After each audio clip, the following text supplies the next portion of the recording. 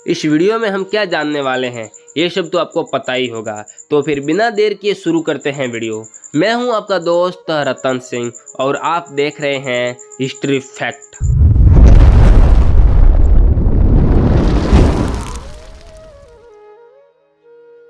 जब महारथी शल्य महारथी कर्ण का सारथी बनने के लिए मान गए तब दुर्योधन बोला, कर्ण ये मद्रराज शल्य तुम्हारा सारथ्य कर्म करेंगे। देवराज इंद्र के सारथी मातली के समान ये श्री कृष्ण से भी श्रेष्ठ संचालक हैं। जैसे मातली इंद्र के घोड़ों से जुते हुए रथ की बागडोर संभालते हैं, उसी प्रकार ये तुम्हारे रथ के घोड़ों को काबू में रखेंगे।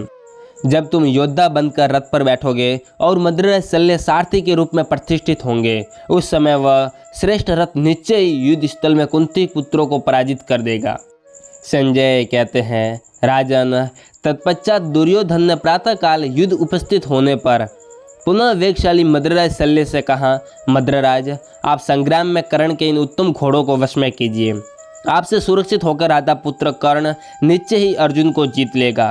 भारत दुर्योधन के ऐसा करने पर शल्य ने रथ का स्पर्श करके कहा, तथास्तु। जब शल्य ने सारथी होना पूर्ण रूप से स्वीकार कर लिया तब कर्ण ने प्रशंसित होकर बारंबार अपने पूर्व सारथी से शीघ्रतापूर्वक कहा, सूत तुम मेरा रथ सजाकर तैयार करो।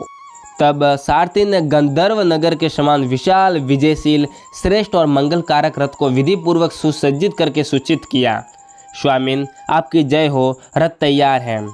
रथियों में श्रेष्ठ कर्ण ने वेदज्ञ पुरोहित द्वारा पहले से ही जिसका मांगलिक कृत्य संपन्न कर दिया था, उस रथ की विधिपूर्वक पूजा और प्रदक्षिणा की। संजय कहते हैं, महाराज रथ के सुसज्जित हो जाने पर कर्ण ने सूर्यदेव का प्रयत्नपूर्वक उपस्थान करके पास ही खड़े हुए मद्रराज से कहा, पहले आप रथ पर बैठिए।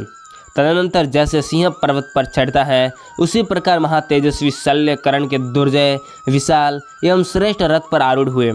कर्ण अपने उत्तम रथ को सारथी शल्य से सनात हुआ देख स्वयं भी उस पर आरूढ़ हुआ, मानो सूर्यदेव बिजलियों से युक्त मेघ पर प्रतिष्ठित हुए हो।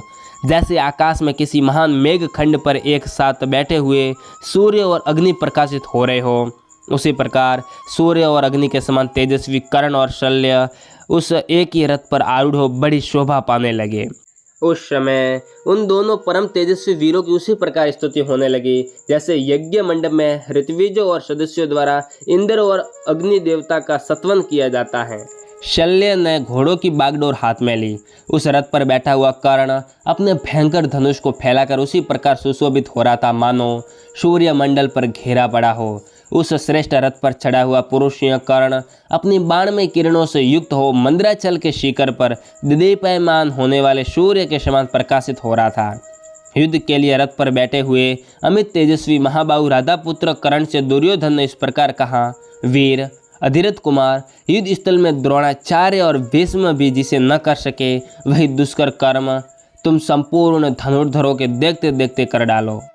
मेरे मन में यह विश्वास था कि महारथी भीष्म और द्रोणाचार्य अर्जुन और भीमसेन को अवश्य मार डालेंगे।